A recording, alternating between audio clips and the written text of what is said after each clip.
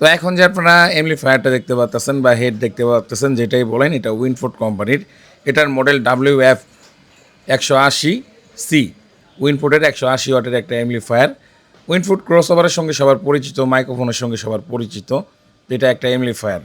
এটা টুকটাক সার্ভিসিং হয়েছে, রানিং আছে। এটা দিয়ে আপনারা অনায়াসে 4টা মাইক চালাতে পারবেন এবং কি সিঙ্গেল একটা বক্স চালাতে পারবেন।